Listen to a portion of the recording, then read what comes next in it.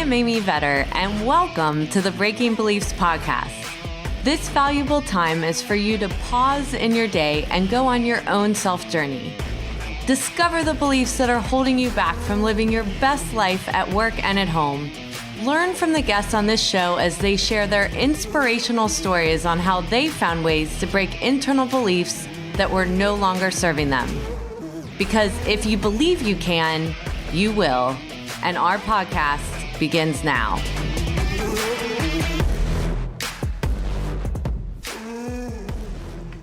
Welcome to this episode of Breaking Beliefs, where I interview Mike Whitmire, who is the CEO and co-founder of FloQast, a provider of close management software created by accountants for accountants to help them close faster and more accurate. Prior to founding FloQast, Mike was a part of the accounting and finance team at the rapidly growing Cornerstone On Demand. He helped prepare for their IPO. It was the Los Angeles company where Mike came up with the idea that would become FloQast. Mike began his career in audit at Ernst & Young, where his focus was on media and entertainment. During his time at E&Y, he performed public company audits, opening balance sheet audits, cash to GAAP restatements, and more. He graduated from Syracuse University with a bachelor's degree in accounting. During my interview with Mike, we talked about his background growing up with entrepreneurial parents and an entrepreneurial grandmother that affected his own drive and risk tolerance to be an entrepreneur himself one day. Learn about his journey from being a senior accountant in audit to entering the accounting technology world, and how he gained experience that he needed to begin and grow a SaaS company. This episode is something that will help you learn where you have your limits as far as taking risks and how to evaluate those risks and decide whether to go for it or to pull back. I hope you enjoy Mike's story. And now let's begin our podcast. Welcome to this episode of Breaking Beliefs. I'm here with Mike Whitmire from FloQast. And Mike, thanks for being on today. And would love to just have you introduce yourself to the listeners. My pleasure, Amy. Thank you for having me on. So I'll do a quick overview and we can dig in from there. So Mike Whitmire. I live in Los Angeles, California, born and raised here in LA. I went to college at Syracuse University and met my wife and co-founder of my current business as well. Convinced both of them to move out to LA after school. And I started my career in an audit, was there for about 3.5 years at EY, and then worked at a corporate accounting department at a pre-IPO software company called Cornerstone On Demand. And that led into me founding FloQast. So I'm the CEO and co-founder of FloQast, and we are accounting workflow automation. And I'm an accountant, so we were created by accountants for accountants, and we help with the close and reconciliation process.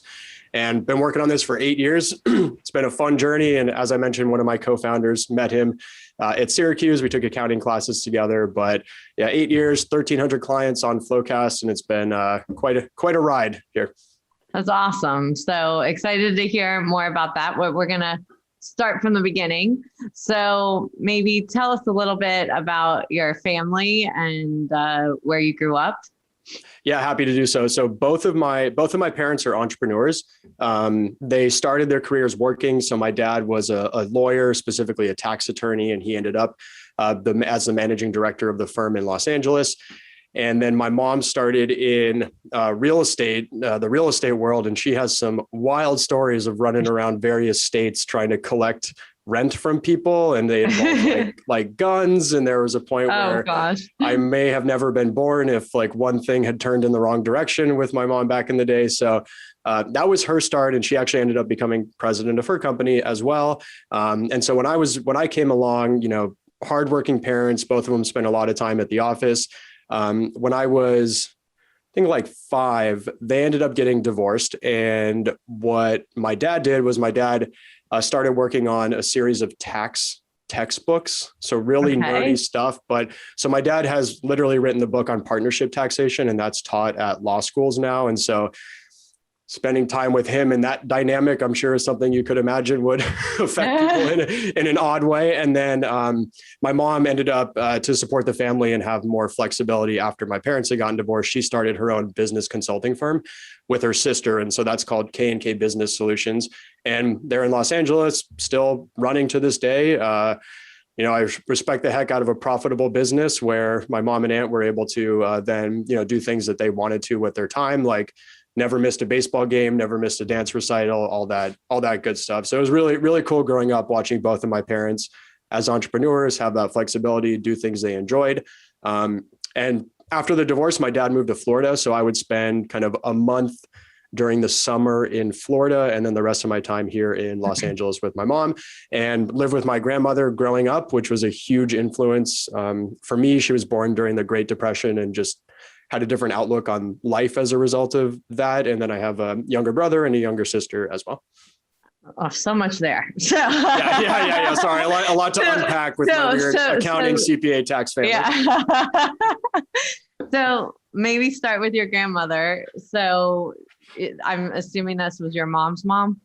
So it's my mom's mom, and she was born in Detroit actually. And when she was like 2 years old, and I think 1930, her family packed up and moved to Los Angeles. And where was she from? She was from Detroit originally. No, I mean, was she an immigrant or what? Oh, no. They had been here previously. I mean, I think a couple generations in the United States already. Okay.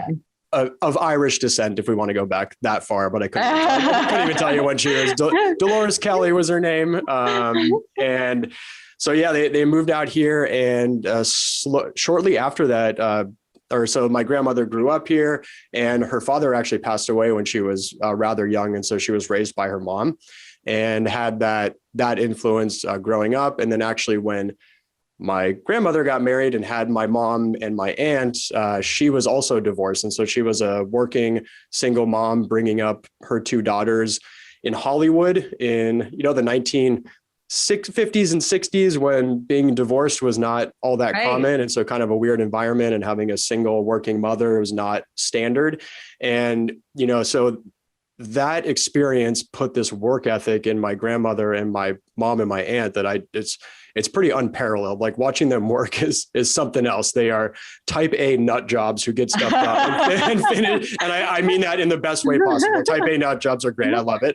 But you can tell that, like, watching Grammy watching Grammy work that hard, it definitely like instilled them and set the example for them. And me watching them work as an entrepreneur, it's kind of done the same. I look at their work ethic and how they hustle, and it's what you have to do to be successful. So what did your grandmother do? She, very odd. They owned a building they owned, I guess, a duplex in Hollywood where they had rented out half of it. So they were like landlords in the halftime. And my mom has these stories of like painting the thing, replacing the roofing, like all these kinds of crazy stories. And then during the day and at nights, she worked at a mortuary. Oh, wow. And so she was like the like receptionist at a mortuary, and my mom and aunt have wild stories of hanging out around there with some stuff. And so odd. Oh my gosh. Odd combination. And she ultimately actually started being the administrator for this tax conference that my parents started putting on together. So, oh my gosh.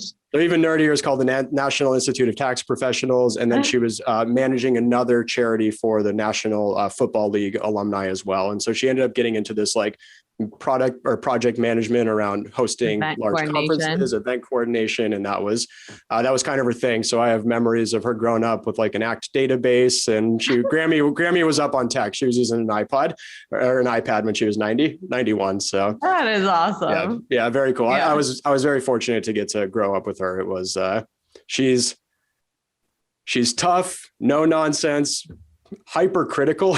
I love it. She has no problem telling you things like it is. And it was just, she was a huge influence on me, spending so much time together growing up. Yeah. So I'm guessing then the property management for your mom and her sister came from being around their grandmother or exactly. Their mom. Yeah. They had the experience in that area. And so kind of came up through those ranks. Yeah. So were they passionate about that, or was that like an area that was experienced because they had the experience in it? They had the experience, they got into it. And I think once they got to sort of a larger real estate company and were working. Maybe they lost the passion for that, but learned how to run a business and how things work from the inside. And that's their real passion. So out of necessity, after my parents got divorced, that was when they started their firm. And I think that was the best thing that's actually ever happened to them, because they started working together. They really enjoy working together. They're great people and they're great at what they do. And so building the firm has been just referral based business because they're so good at what they do. And they enjoy it. Like they go in, they enjoy solving problems, helping companies get better, providing the CEOs and the founders with advice on how to, improve processes, finance, accounting, and all kinds of good stuff. So it's definitely, I think they've found their true passion, which is just general business operations and getting better, not necessarily real estate specific clients. Well, and I think that's so important, is that a lot of times, and you've probably seen it as well, or maybe even gone through it. I know I did. You start getting away from why you were excited about what you were doing. Like I know when I started my advisory practice, I just love solving the problems of all the clients. And then as it grew and the business grew and I had more employees doing the work and I was just putting out the fires, the business wasn't as fun as when I was actually one day I stepped back and I was like, I really missed actually the client work,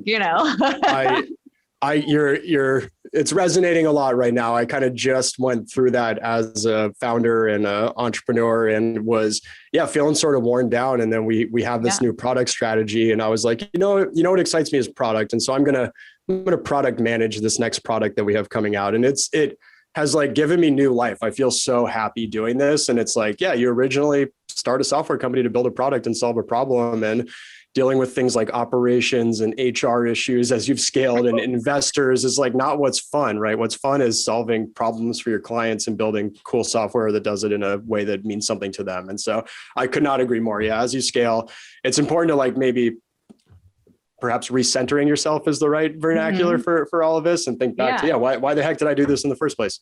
So what was your crossroads with that?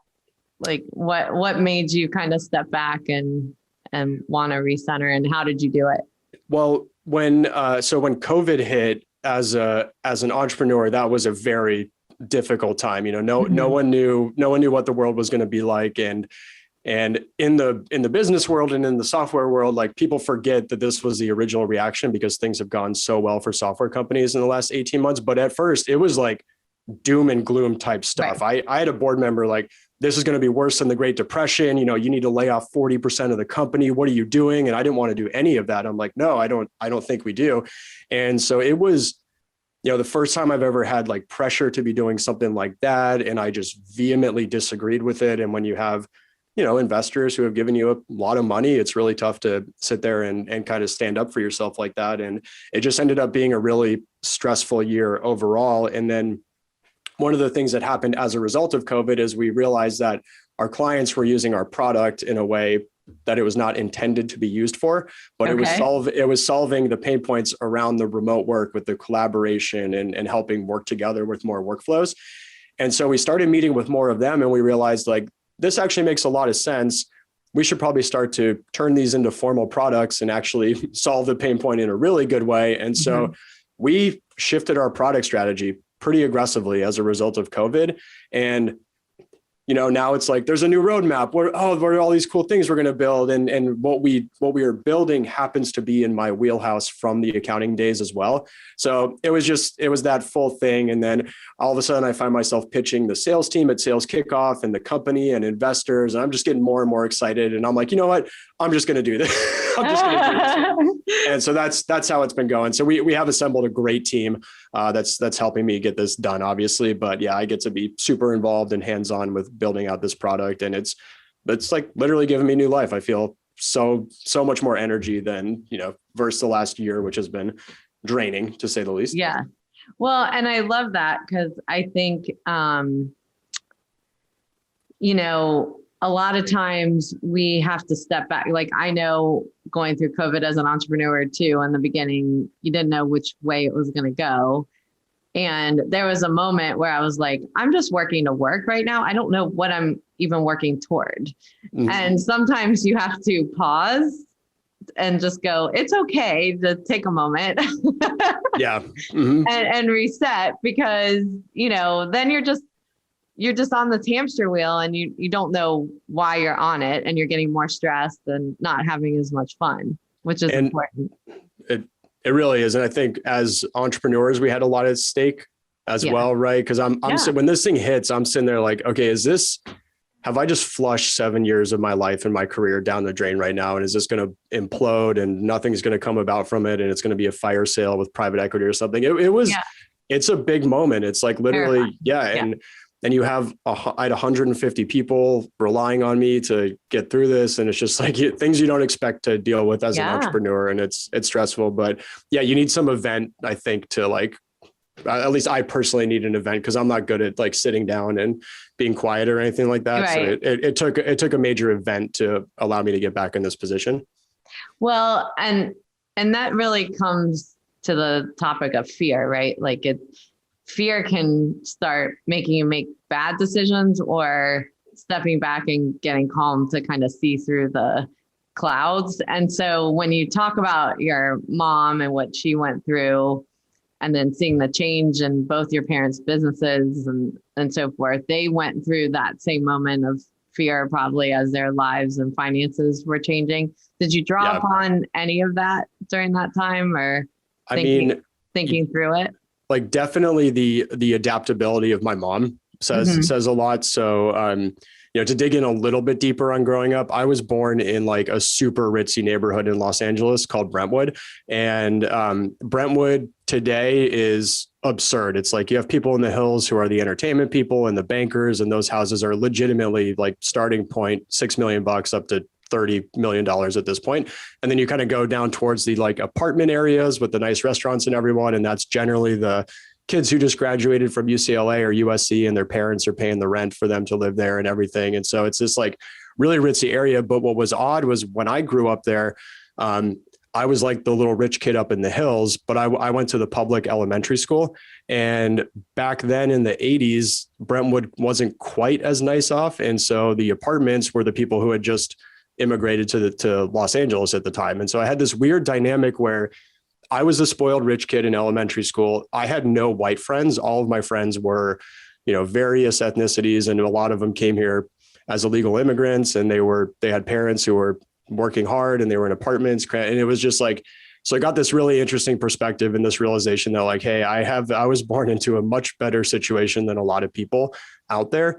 But for some reason was exposed to diversity despite all of that. And so when my parents got divorced, my mom, being an only parent, I think one of her big fears is like she couldn't afford for us to live there anymore, and didn't want us to have to switch our childhood. And I remember selling the home was a very emotional thing, because we did get to the point where we just couldn't live there anymore. And so we packed up and we moved, and we went to a suburb of LA called Simi Valley, which is a very interesting place. All of a sudden I was surrounded by 100% white people in like somewhat rural area. And so that was quite the culture shock for me, heading over to Simi Valley and kind of growing up in that world.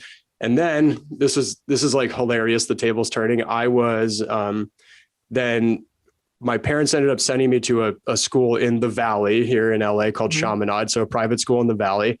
And Simi Valley here is looked down upon by people who live in the Valley. So all of a sudden I'm like commuting to the Valley, and I'm like the poor kid from the Valley with all these like rich private school kids. What is going on right here? Okay. So I get ripped on for being like redneck white trash from Simi Valley, like commuting over the hill and all this stuff. And it's just, so this like weird shift of like, I don't know, level of income and class status and everything across the place was like very weird. And I'm not complaining about anything. I'm super privileged as with everything that's been kind of the situation I was born into and everything that's been handed to me, but just a weird dynamic and kind of some different perspectives as a result of that.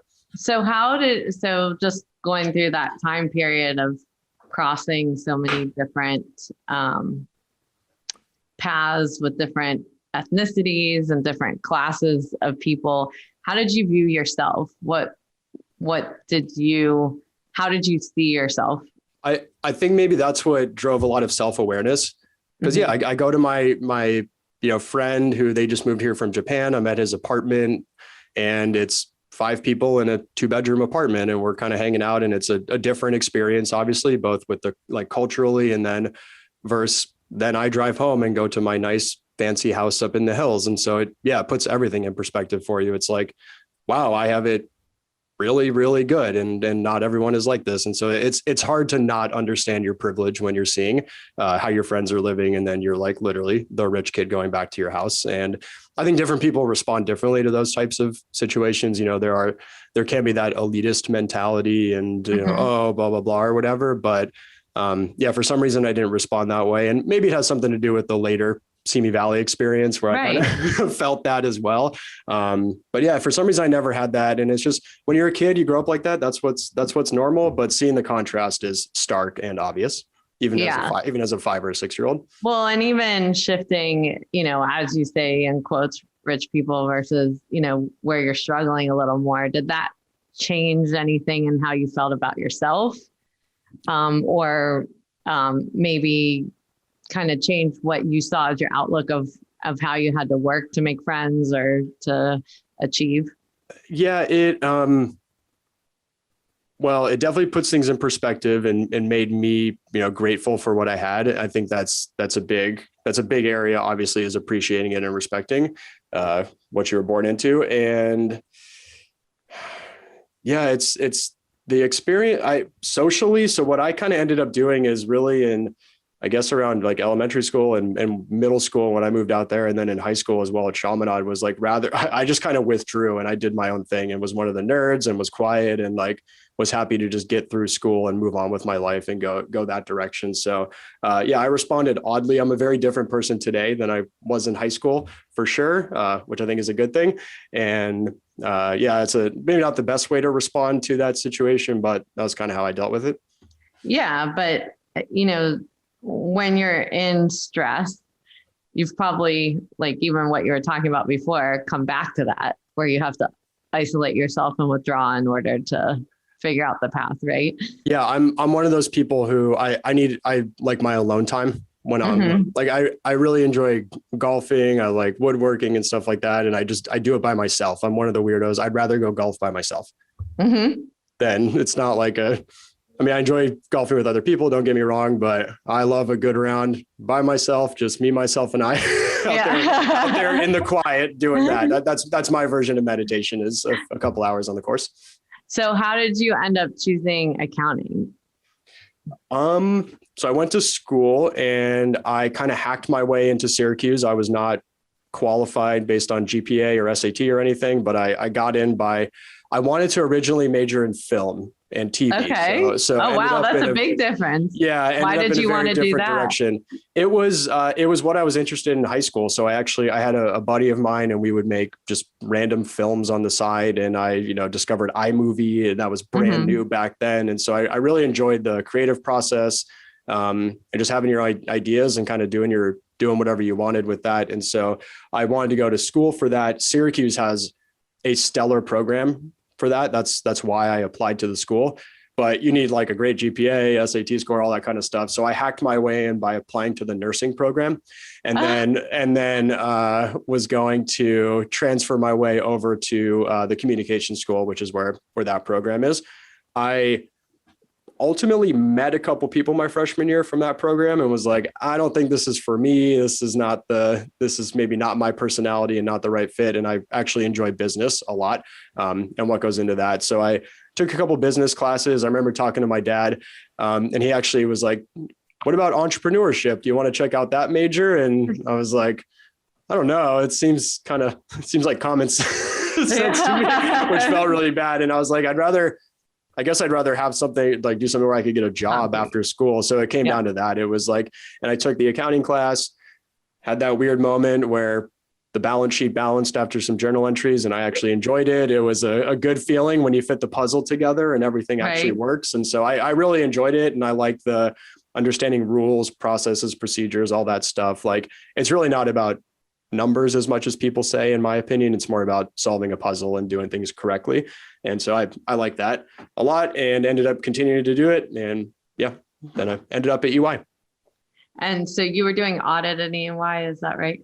Yeah. So I moved back to Los Angeles right after school and joined I actually ended up in the media and entertainment group at Yeah, EY. that's So what I was going to ask. yeah, I mean, if you're in LA, you might as well do it. I mean, it's fascinating heading in because the rumor mill at EY was you don't want to be in the entertainment group. They work Really? crazy hours. It's terrible. Like, you just don't want to go over there. And my first job, of course, I got assigned to the entertainment and not only that, but like the client with the worst reputation in the entertainment group. And so I was like, sweet, here we go. And I did it. And it was actually interesting because you're auditing like TV budgets and films and stuff. And you're like, oh, that's how much this actor made. And that's the percentages they get on the back end. And you just get to like dig into stuff that's more interesting than a real estate company, for example. Yeah. Right. And so it was a lot of hours. It was definitely a lot of work. But I really enjoyed it. And I also loved the people I worked with. And my manager gave me a great opportunity to learn different things. And she wouldn't put me on the same account for multiple years in a row. And so I could like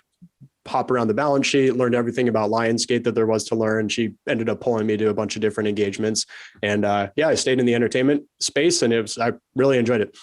Well, and I think that's another important lesson is that you might have not gone into the media and entertainment degree, but you can take something that you're good at, like accounting, but focus on that niche and it still feel just as fun. Yeah, because you like the industry. Like I like the industry. What I ended up realizing is looking at production budgets was one of my favorite things.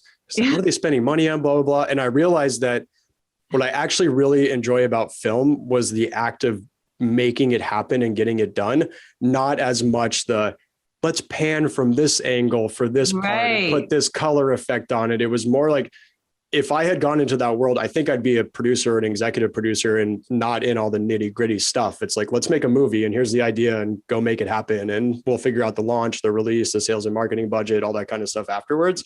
And I realized that I would have been more in tune with the business side of that world than the true artsy, creative, sound, color, all that kind of stuff. Yeah. So it's a great way to kind of meld the two. So how did you end up in technology? So what was the transition? So I decided to leave EY. And one of the things I really wanted to do was be part of an IPO. Mm-hmm. And so that's basically, you got to get in the tech world to be part of an IPO these days for the most part. And so mm-hmm. Our tech scene in LA is mostly around advertising technology.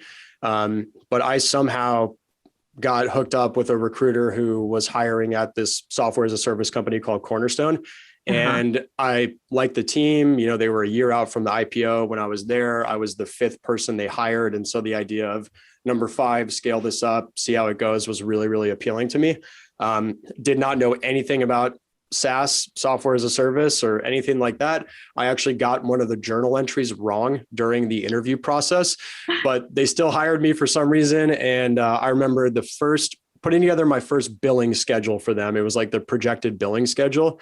And I'm looking at the contracts and I'm putting this workbook together, and I fell in love with the business model immediately. It's like, oh my gosh, you pile up recurring revenue and it's all very predictable and you can build a business in an intelligent way. Like, I'm so glad I joined this company. And so we ended up going public, in 2010. So we were selling in 2009, right after the crash in 2008. But the business, Cornerstone, sells talent management software. And so that helps companies manage their workforces more efficiently, which meant that they did well in a down economy. And so we grew really quickly, had a great IPO in 2010, and scaled aggressively from there, which was the headache of the experience that led me to found FloQast with some of the challenges we had. So what was it that you wanted to solve? So the big one for me is accounting is fascinating because it's a lot of different people working together and there are a lot of moving parts around, but there's almost no transparency or visibility into what other people are doing. And I guess I'm a pain in the ass millennial because I like to know where I fit into the big picture of all this stuff.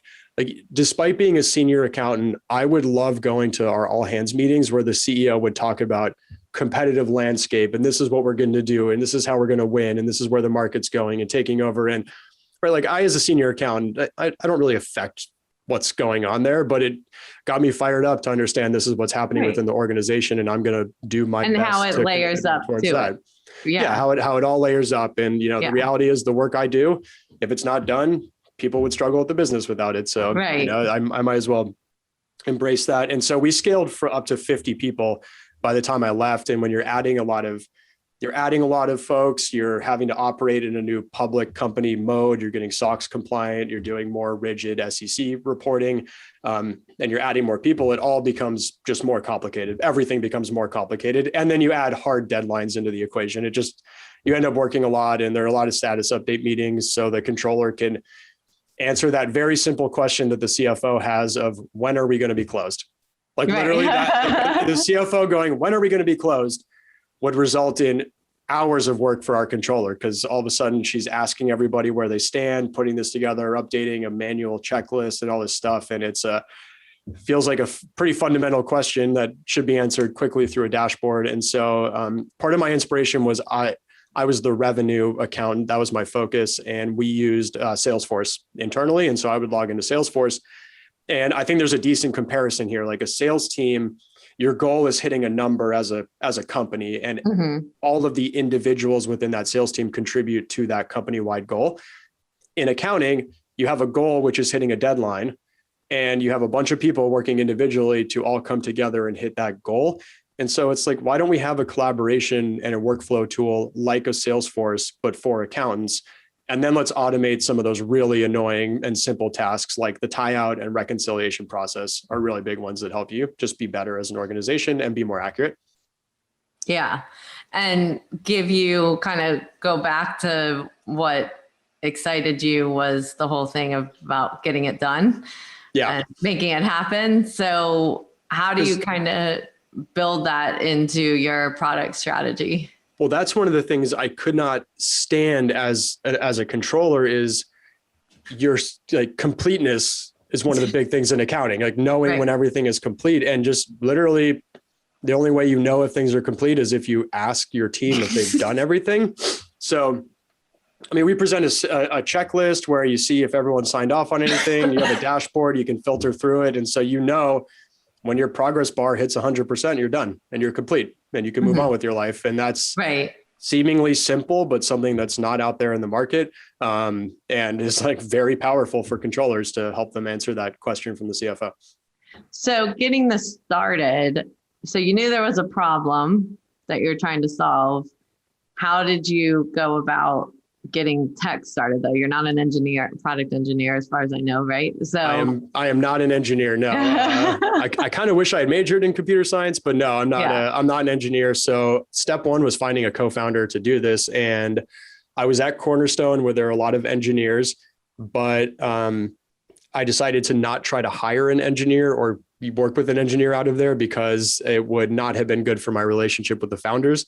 And my logic was like, well, I'm going to need them to say nice things about me as we raise money and people reach out to them asking about me. So I'm not going to poach talent from there. So I haven't told this story in a while. You're not even going to believe it. There was a website called cofounderslab.com, which is where you create a profile and you say what you're trying to do and what your idea is.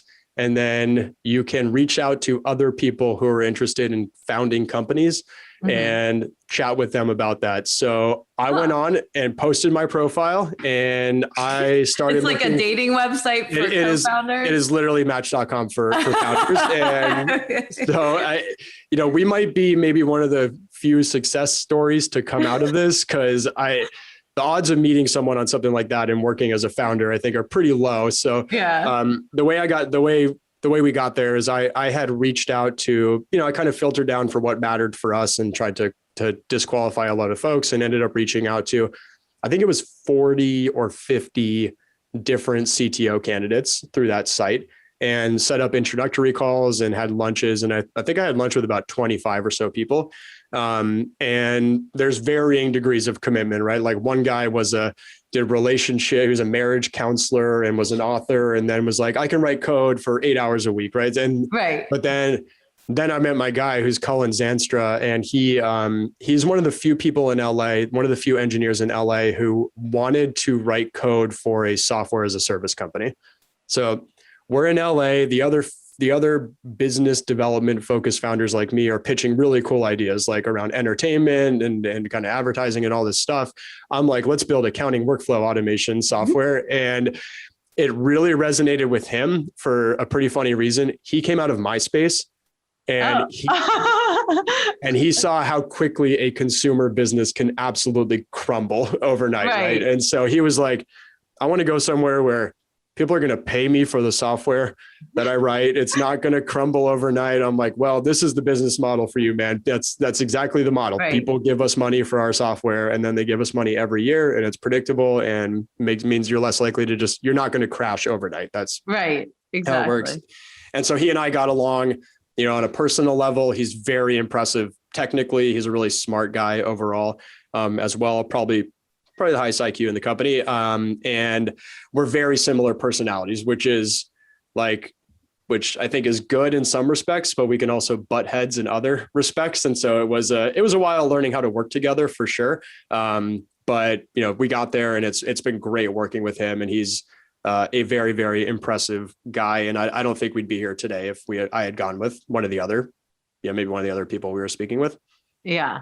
So when you say that you struggled in the partnership, because I think so many people do,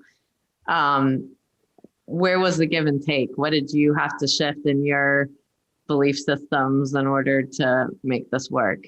Well, so I guess it was always about speed, because I'm like, let's do it faster. And writing code, is just something that's very difficult for a non-engineer to understand. And I still don't get it to this day. Like, so I'll be like, can we change this button? Or can we do this? And it's like the stuff you think is simple is never simple. And the things that seem hard are a piece of cake. It's the oddest thing. So it's really hard to know unless you're an engineer. And so me not knowing, I just talked about how I like visibility and transparency. And so not having that knowledge is very frustrating for me. And when I'm told that things are going to take longer, and then I'm stressed out because we're trying to raise money, we're trying to get a customer, there are things that are dependent on this. When I start pushing too hard with a personality like that, he pushes back, which is good. And we just had to find that healthy kind of balance of me not pushing too hard and trusting that, things are more complicated than I understand and can give it credit for. But he's also responded with like understanding how important speed is for the business and building things and pushing the team. And so we found that happy medium, and I think it's worked out really well. Yeah. The other component is our third co-founder, Chris Sluty, who I went to college with. He is the opposite personality of us. So he's like the benevolent leader, very calm. A classic co-founder meeting with us is like a good lunch for us is Colin and I argue about something for maybe the first 30 or 40 minutes. And then Chris listens to it. He digests a lot of that. And then we get to a conclusion because Chris is like the mediator between us. And so the founder dynamic is perfect. Like if it were just Colin and I don't know if we'd be working together anymore. If it were just Chris and I, we don't have the tech side and we're hiring someone to do that. And so it's a perfect mix. I love working with those guys. And I think it's if I do say so myself, a great co-founder group. Yeah. So what has been the biggest shift that you've had to make as a leader as your company has grown, when you get more employees, more demands with investors, where as an entrepreneur, and I know myself, you can be very visionary. You want to do things, you want to try things, and not always are people ready, or is that the process they want to go through to get it done? So what has been your transformation going through this? I'm going to say this, but I'm not saying I'm good at it yet. I'm still working on all this stuff. So like, to those listening, don't think I'm positioning as like I'm some expert in these areas. So one is communicating. When you're smaller and we're all working in the house together or at our dumpy building on Ventura together, you say something and everyone hears it and everyone's on the same page with it. As you get bigger and there are all hands meetings and you have various executives, I have to communicate differently. I have to do it to the whole company, which means you have to think about how you say things a little bit differently. How does it resonate with certain team members versus others? And having to be very clear about things like vernacular and expectations. And then also the understanding that, and this is a weird feeling, is simply by virtue of my title, like everything I say is taken very seriously now and is taken like gospel. And it's like, I'm used to this world where early on we have a really great dynamic where I would say something and it wasn't taken as gospel. It would get pushed back on a lot. And so it took me a while to be like, oh, we've moved into a world where just because I'm the CEO, people are like, just like, okay, let's do that, or scared to push back. And so I've had to be way more measured about saying things just because I know it's going to be taken really seriously. So communication was a big one for me. The other one I'm really focused on right now, like this is very top of mind for me, is letting go and not doing as much stuff. Like I'm doing too many things. It feels weird for me as a former accountant to not be doing things, like not be in Excel and doing stuff. But I need to recognize that I've hired great people for this. We have executives over every function at this point, and I can let go, and I don't have to be worried about when are we promoting this business development rep into an account executive role. Like, stop, Mike, just let go, trust the team, let them do their thing. It doesn't matter. You're not better than they are at this stuff.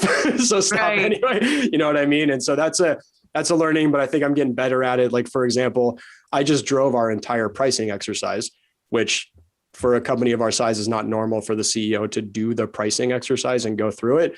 And then I hand it off to the team and they're like, okay, so who's going to do this and this and this? And the expectation is I'm going to be doing that stuff. Because these are a lot of people I've worked with for a long time.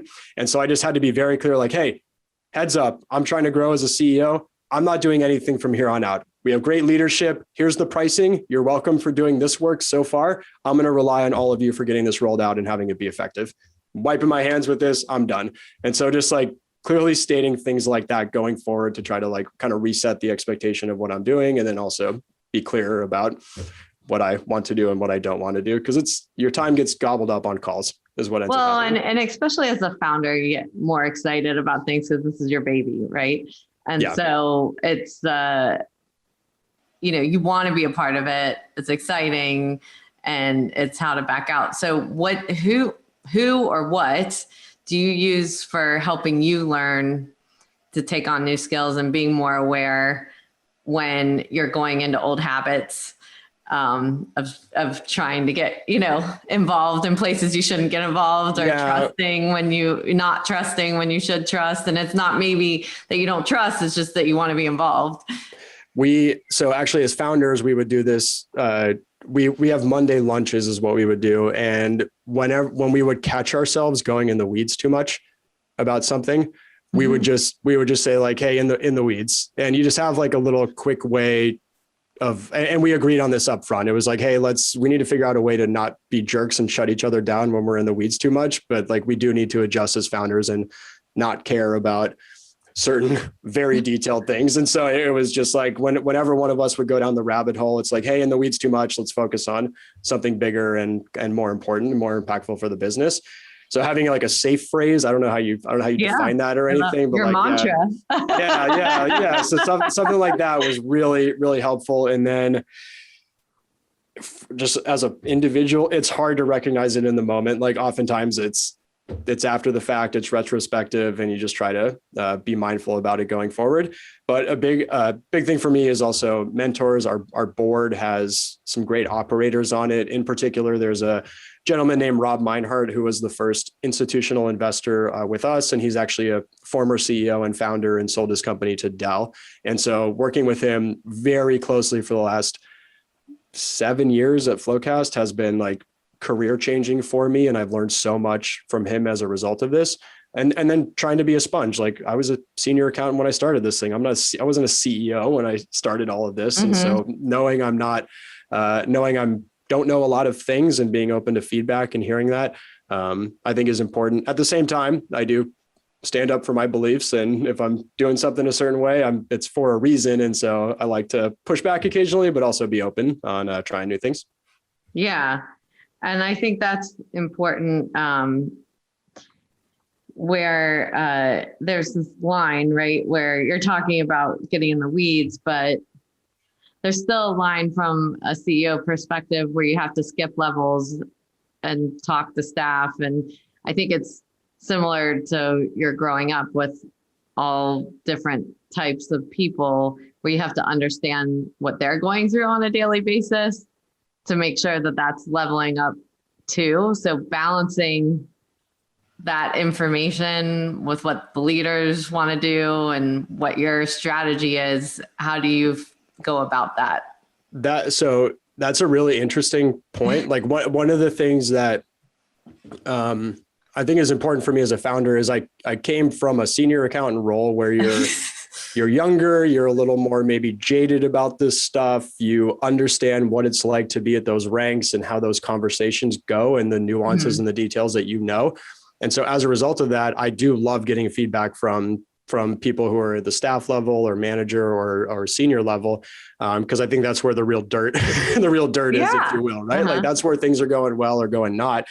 And I just remember all those happy hours as a senior. Oh, that person's such an idiot. Why are they doing it that way? Blah, blah, blah, blah, blah. It doesn't mean they're not saying it if you're not hearing it. Yeah. So we're definitely hearing it. Like I know at happy hours on Fridays, it's like, why does Mike do that? Blah, blah, blah. That's so dumb. And I mean, the challenge is I don't know every detail that's going on at that level. So yeah, I might be wanting to do something that's not effective for us. And I have to ask those people directly because they're scared to say something to me, proactively. And so I recognize like the knowledge that's kind of at that level of the company. And I do enjoy skipping meeting, like the skip down meeting concept and meeting with directors and working with people a little more closely who are not my direct reports. So how do you respond if they do give you feedback and maybe they don't understand all the reasons that you made a decision because they're not privy to that? So how do you go about being transparent? You explain the why. That's it. I'm super transparent around here. And I'll tell you, like, we were having a pricing, and as part of this pricing exercise we just went through, there are certain things that the sales team did not like. And I had to be like, hey, the pricing exercise is not 100% meant for sales. It's a business exercise and there are broader considerations than your commission statements and how much you can sell up front. We're trying to build a business for the long run here. So I recognize those concerns. I could totally get it, how you as a rep would not like that. But I'm trying to run a business and build something here and make our stock options worth a lot of money. And so this is what we need to do as a company. And I hope you can get on board with it. Yeah.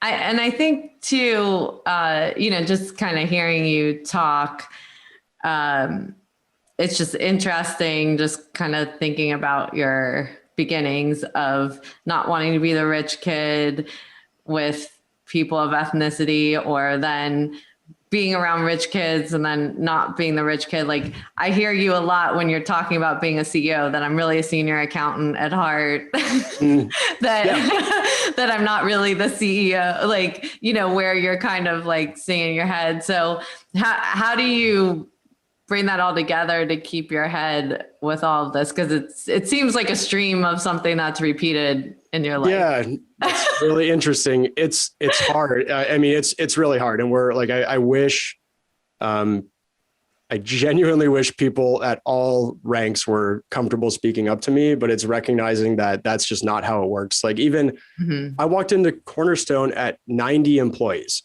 and was like, oh my gosh, the CEO. And in thinking back, when we had 90 employees, I knew everyone's name, knew about them, and I would have spoken with any single person in the hallway or would have had a meeting with them or gone out to lunch or whatever. And so just reflecting on me being a CEO now, it's very different than what I thought it was all about as a senior accountant. And it's hard to communicate that, but like try to be available for people, have meetings, take feedback, act on the feedback, or explain why you're not going to act on the feedback, right? Don't just be like, oh, thank you for that piece of advice. I appreciate it. I'll see you later. Have more of a conversation about it. And so it's really having to be proactive, and it's a hard thing. And the other problem that does start to happen is when you hit a certain scale, you don't have time for it. And that is the cold-blooded reality, and it sucks, but you can do other things to compensate for it, like doing CEO office hours or presenting differently at all hands to sort of keep it more real. And I think the one way now we're talking through it, one way I'm trying to scale that is just with like brutal transparency through the company.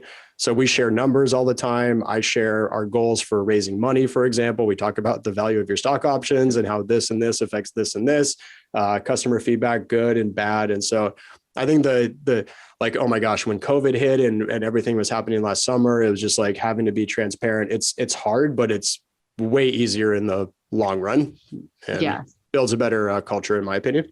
Absolutely. Yeah. So many great things in there. So as we come to a close, I like to just ask you some rapid fire questions. So you can pick a category.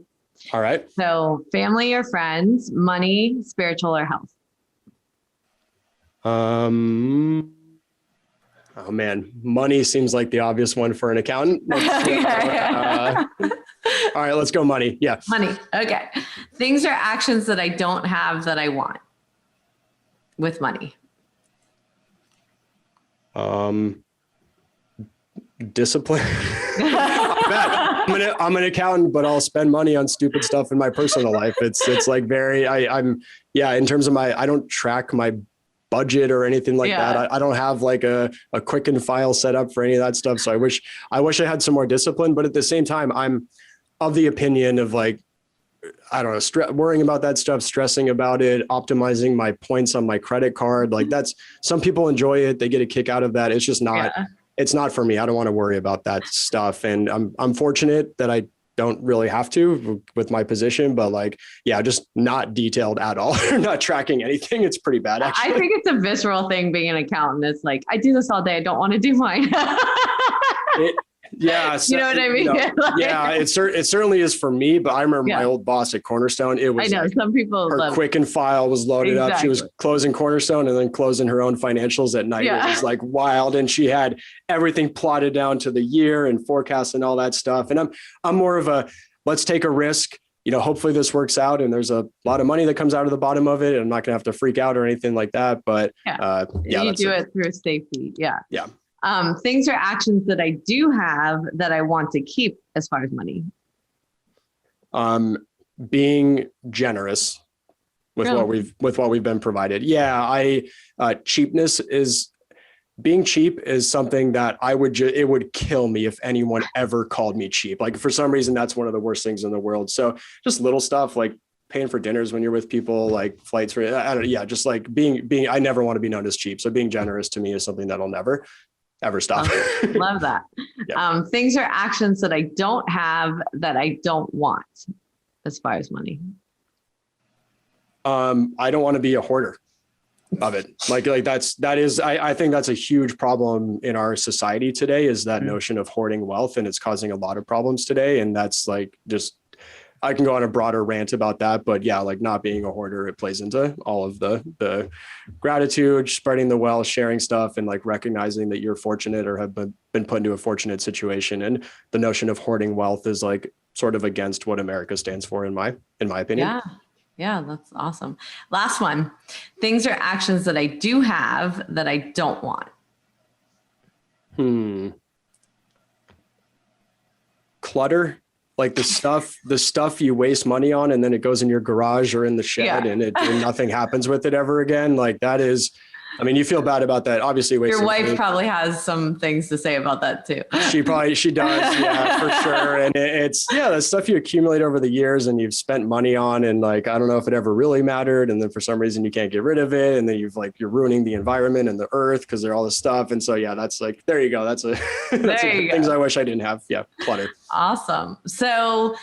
So many lessons you've talked about, but what is something that you want to make sure people leave this conversation with today that maybe we haven't covered? So for accountants specifically, I like to give this advice. So unemployment in the accounting world is still incredibly low. You can get a job. There's great job security out there. If you have any inkling of taking a risk to do anything, like if you want to start your own business, if you want to do anything that requires you taking some time off, be okay with that. Save a little bit of money up, obviously, so you'll be fine after that. Like this is exactly what I did. When I knew I could get a job in accounting again if I wanted to. And so I quit. I'll be totally blunt. I quit Cornerstone and my wife was working. We were basically paycheck to paycheck and we had $12,000 in our bank account. And I was like, worth a risk. I got 3 months of, payroll here or whatever it was. And if it doesn't work out, I can go get another job in accounting. And so if you have any inkling to take a risk, just go for it. Because the worst case scenario is it doesn't work out. You burn some money, but you can get another job in accounting. And so when I say that, it's sort of like a low risk, high reward proposition. And people should take low risk, high reward propositions a lot. That's a good opportunity. I love that. Yeah. And I think it's also important to know where your risk and like what's your like risk tolerance. So when you would go back to get a job or whatever, is like, this is how, like you said, I have this much for payroll. If we lose all this, we're back getting a job. Yeah. Mine it was 4 months. And what it actually did was, and this is something I've heard from other founders, is there's a big difference between doing something as a night hustle versus quitting and doing it and having a deadline. Yeah. That was like, I've never had a bigger kick in the ass than myself when I quit and was doing that. And so it was, it's scary. It's very scary, but it does force you to make it happen if you don't want to get another job in accounting. Yeah. Yeah. Awesome. So thank you so much for your time today, sharing your story. And I think there's so many lessons for people to take away from this. Well, I hope it was interesting for people and helpful in some way. Great. Thank you so much for having me, Amy. I really appreciate it. And now for our mindful moments with this episode with Mike Whitmire from FloQast. I love where we started learning about his family of entrepreneurs and also learning about how his life shifted once his parents were divorced and seeing how his mom was able to really shift what she was doing in order to be able to start her own business and be available for her family at the same time. And by watching her work ethic, that is something that really drew his own as he started moving through his career and what he wanted for himself and his family. I think it's important for us to all step back and look at those lessons that help us to be that best part of ourselves. That a lot of times we think that may be something as far as work ethic we're born with, but sometimes we're inspired by watching others, whether that's a family member, whether there's just friends or people that we see outside that we might not even know, but watching their story and how they persevered through the ups and downs. And he also talked about his grandmother, who also owned her own business, taught his mom and his aunt that business as well, that they were able to take those lessons and just taking those lessons from generation to generation as an entrepreneur is so important as far as really being able to draw upon something or experience when you are an entrepreneur yourself, where you might see something and go, oh, I remember my mom going through that or my grandmother going through that, or stories that you've been told about those people going through that can help you in some of your hardest times. We talked about just the struggles, especially in the last year as an entrepreneur, and the kind of advice that we're being told and how we measure that advice. And I think this was a really important discussion about how he was getting pressured to lay off people, and he didn't feel he had enough information to do that yet. And he really held off doing that until he could get a better view of the business. And that is the really hard part of being an entrepreneur, because at the end of the day, you can be very alone in these decisions and you're never sure that you're making the right decision. But what you want to know is what your value system is and what you're aligning to it. And for him, his people were not something he was willing to risk, and fought for what he needed to fight for. And I think that's another important lesson in this, is that there's some fights that aren't willing, to fight for. And then there's other fights that if you don't, you start going away from your intuition, your gut, and you can start feeling really stressed out or misaligned with the work that you do if you aren't sure that you're making a decision that aligns with your own value system. So defining that for yourself is really important. I think we also, really touch upon his background as far as being an accountant and finding the industry that was really exciting for him and making that not feel like work, because he's doing the kind of work that is really exciting for him. But like most entrepreneurs, we start with an idea. We're close to the customer. We're close to our staff. And as we grow, it's harder and harder to stick to the things that you love because you're pulled in other directions. And it's important when you start feeling like you're losing joy in the business you're running or a department that you're in charge of, that you step back and understand why you're not having as much fun anymore. It's that awareness that you're trying to get to, not necessarily that everything can be solved, but it's important to be aware when you are getting off track so that you can make the little pivots that you need to. And like he said, he started clearing space so that he can really dive into product strategy again, because that's what brought him joy. And in order to do that, we have to learn how to trust the people around us, delegate things, and not worry about every step they're taking to get there. Trust that they're smart so that you can create the space for the next best thing that you want to do.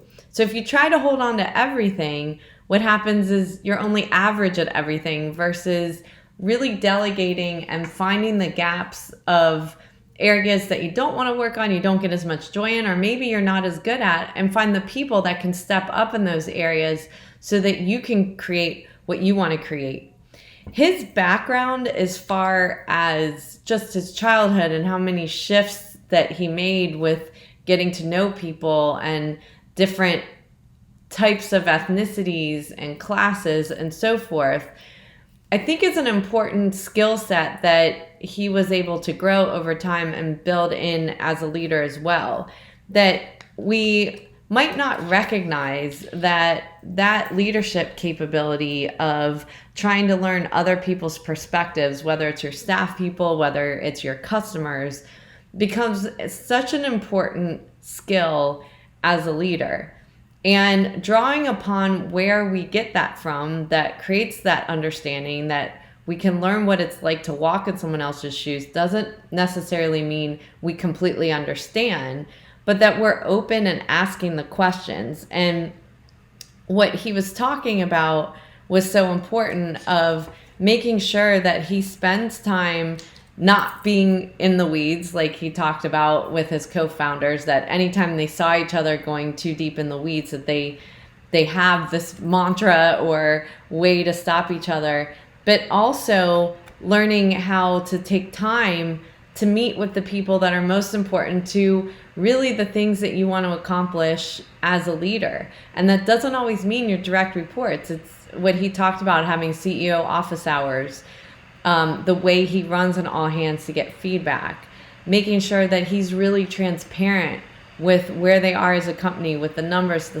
stats, the operating stats in the business, so that everybody understands what the company is trying to accomplish and how they layer up to it.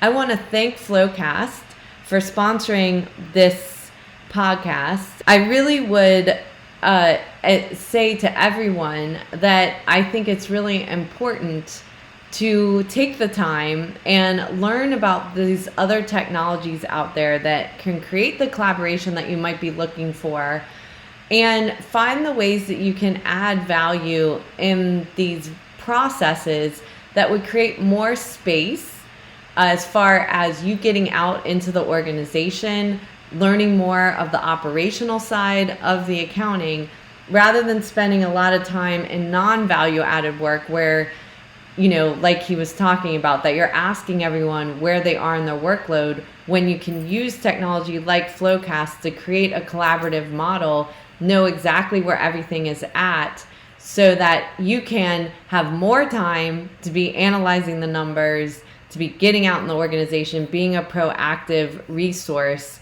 in your company or with your clients.